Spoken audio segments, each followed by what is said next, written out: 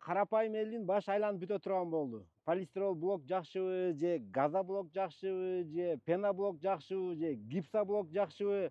Өткөндө мен силерге полистирол блокту мактап чыгарып берди элем.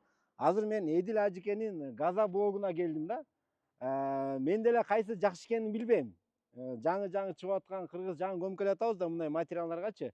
Мен азыр ошол Эдил аке менен суроо жооп кылып, ушул полистирол блокко салыштырмалуу кайсынысы жакшы, эмне артыкчылыгы бар, эмне кемчилиги бар, бир аз суроо жооп кылып берип, силерге да маалымат алып берейин. Өзүмө да кызык болуп турат, мен да бир маалымат алып алайын да. Эдил аке, ассалам алейкум. Газоблокторду тизип коюп турсуз го мына күзгүдөй кылып, мен өткөндө полистирол блок тартпадым беле. Мактапчы ушул жакшы экен, жакшы болот экен депчи. Ана азыр сизге келдим да, элге маалымат алып бериш үчүнчү. Полистирол блок менен ушул газоблоктун салыштырганда эмне айырмасы бар? Сапаты, жылуулугу, баасы жөнүндө элге маалымат берип коелучу. Мага да кызык болуп атат да чын эле. Эми бул жерде туурасын айтканда, чын айтканда биз полистирол блок чыгарып көрбөгөндөн кийин айта албайбыз да. Ал жактын минусун дагы билбейбиз, плюсун дагы билбейбиз. Бирок негизги производитель катары айтып кете турган нерсем, бардык нерсени өзүнүн нормасы менен куйса, бардык нерсенин өзүнүн норма, цементи, куму, буларга өзүнчө да кошулмалары бар да, аябай кымбат кошулмалары бар. Ошолорду өзүнүн нормасы менен куйса, полистирол дагы жакшы, газоблок дагы жакшы, пеноблок дагы жакшы, гипсоблок, любой блок жакшы да. Эгерде бүттүгүн Нормасында куюлса, бүттүгүн нормасы менен куйсачы. Бирок баягы куураган кекиртек деген бар да. Адамдар баягы аз вложение кылып, көбүрөөк пайда тапкысы келет да.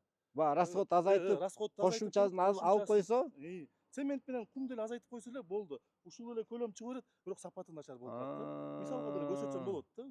Бар да разницачы, мисалы. кандай айырма бар? Мисалы, ногул 190 сомдук газоблок болсо, 190, мен мисалы ногулнайларды 150-160 деле куюп бере беребиз да. Экөөнүн айырмасын караңыздар.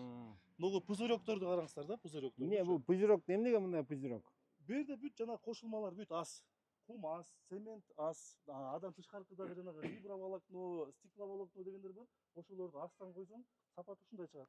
Кыскасы, мен түшүнгөнүм баары эле жакшы деп атасыз, только нормативинде куюлуш керек. Бүт нормативинде куйса, ошол эле пеноблокту, гипсоблокту бардыгы нормативинде куюп, өзүнүн положенный цементин кошуп, ашык кошсо дагы болбойт. Ашык кошсо сынма болуп калат да. Өзүнүн нормасындагы цементти кошуп, нормасындагы кошулмаларды кошсо, сапат любой нерсеники жакшы болот да. Ал эми мен өзүмдүн сырьёмду мактай турган болсом, баасы жагынан, бул баасы жагынан башка материалдарга караганда арзан түшөт. Канча сом? Стройкага жеңил. Бүгүнкү күндө 190, 185, 180ге чейин түшүрүп берип атабыз, объем алгандарга жараша да. Полистирол канча эле? Блок? Полистирол блокту билбейт экенбиз, ошо бир 200 сомдон өйдөрөөк, 220, 230 болуш керек. Караңыз, мен сизге суроону берейин да, баягы любой эле адам логикада ойлонуп көрөт да. Мен өткөндө тартканда полистирол блокту ар кандай эксперимент кылып көрдүк да. Катуулугун, отко жагып көрдүк. Ошолорго салыштырмалуу кандай? Катуулугу мисалы сындырса, сиздер ошол кылып аткан экспериментти бул дагы кылат да. Мисалы азыр элдер бар го, ушундай өнүгүп кетти, карапайым эл мурункудай эмес, караңгы эмес да. Элдер азыр келип туруп, любой клиент жерге келип туруп, ыргытып дагы көрөт, балка менен уруп дагы көрөт, өзүнүн балкасын дагы алып көрөт, шуруп бүттүгүн кагып көрөт да. шуруп карматса кармайбы? Кармайт. Кармайт. Биз өзүбүз үй салып жашап атабыз. Мен мисалы үчүн уверенно любой клиентти алып барып биринчи өзүмдүн үйүмдү көрсөтөм да. Мынакей мына үй ушундай кылып үй салганмын депчи. Адан тышкары деле үйлөрдү салып берип атабыз. Чоңураак коммерческий объект, бир-эки жерге чоң коммерческий объект салынган былтыр. Быйыл жакшы эле турат. Ыргытып көрбөйлү? Биз тиякта ыргытып элек да, балка менен уруп көрөйлү, анткени элге деле кызык болуп атат азыр. Кана ыргыттырсаңыз бирөөнү алып мондай бийикке чыгып. Токтосун, чыгып ыргытсын.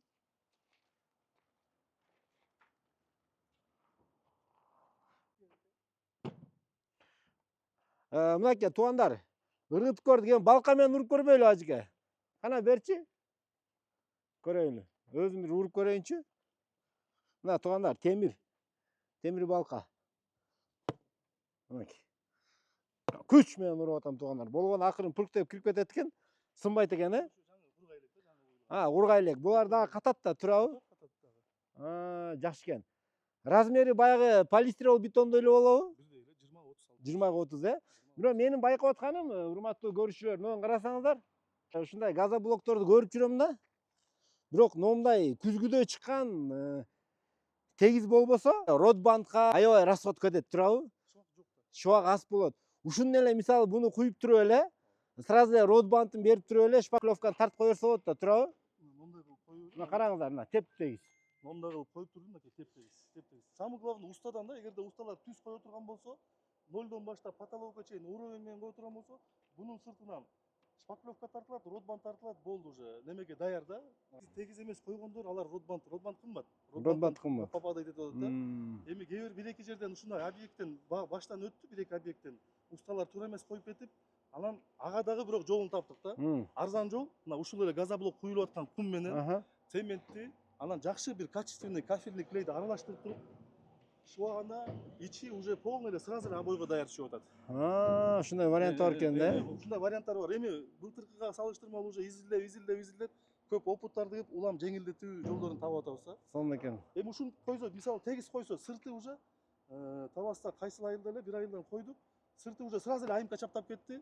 Шаардан айымка чаптаганы келген усталар аябай ыраазы болушту да. Лишний жумуш болгон жок депчи. Жакшы экен, туугандар. Мен баягы полистирол бетонго салыштырып мындай минус плюстарын козгоп атам да, атайын суроолорду берипчи. Жыйынтыгында полистирол бетондун ролун аткарып бере алат. Эгер жакшы сапатында, нормативинде коюлса. Бирок баа жагынан бул эконом болот экен, туурабы?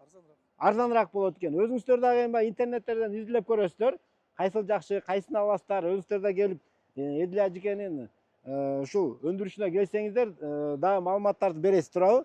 Телефон менен деле чалсаңыздар маалыматтарды берет. Дареги кайсыл? Оторбаева 341. Ошол мал базарынын поворотуна жетпей, сол жак бетте склад турат, ошол жерге келе бересиздер. Эми ажеке, буну заказ берүү үчүн кандай болот? Буну канча убакта, канча объемду, канча күндө даярдап бере аласыздар? Азыр Кудай буйрса октябрдын 5-ден 10-на чейин уже заказ берсе чыгарып беребиз. Погода ушундай болсо, Кудай буйрса октябрдын ичинде заказ алып беребиз да. Кышында кандай болот, суук киргенде? Кышында бул эми көбүнчө электричествого иштейт, кышында свет аябай көп кетип, расход көп болуп, өзүнүн себестоимостун актабай калат экен да. Тем более азыр цемент да кымбат болуп атат, сырьёлордун баардыгы кымбаттады, бирок биз былтыркы баа менен эле турабыз да. Сырьёну кымбаттаса да бааны көтөргөн жоксуз. Көтөргөн жокпуз. Эми бир аз болсо дагы, бирок кичине элге жеңилдик болсун депчи. Өткөндө цемент 480-ге чыгып кеткенде бунун өзүнүн себестоимости 200-ге 190-го чукулдап калды. Бирок биз 180ден заказ алгандан кийин 180ден эле чыгарып бердик. Эми бул ажекени билесиздер, туугандар, сөзүнө бекем турган, жакшы иштерди көп кылган, Таласта көптөгөн мечиттердин салышына себепкер болгон мындай убадасына бекем адам 190-го чыгып кетсе да 180ден бердиңиздер. Алла разы болсун. Алла көртүрөт. Алла разы болсун. Ажеке, ошондо бул суук түшкөнчө эле экен азыр, Түшкөнчө эми ноябрга чейин иштейт болушубуз керек. Былтыр ноябрга чейин иштеп көргөнбүз, бирок күн суугандан кийин уже свет көп кетет. Анткени күнүнө биз 4 тонна суу узатабыз да. Эми жазгыга мисалы пландап аткандар бар да, жазында үй салам деп аткандар. Ошолор кышы менен акырын заказ берип, задатактарын берип, брондоп кое берсе боло берет. Эрте жазда кайсы убакта баштайсыздар эми? Мартта баштай беребиз. Мартта баштай бересиздер. Туугандар, кээ бирлер бар да, баягы фундаментин куюп турат, акчасын камдап турат, кандай дуал менен үй салсам деп ойлонуп жүргөндөр бар. Эдил ажекеге чала бересиздер, ушул газоблок жаккан болсо, заранее задатагын которуп, заказдарды берип кое берсе, даярдап бере бересиздер. Башка суроо жооп калган жокпу? Калган эми телефондон бериңиздер, туугандар, мен колуман келишинче маалыматтарды бердим. Оюңуздарды комментарийге жазыңыздар. Видео лайк басып, эмне менен дуал курам, үй курам деп жүргөн досуңузга, үй куруп аткан досуңузга айыл группаларына таштап коюңуздар.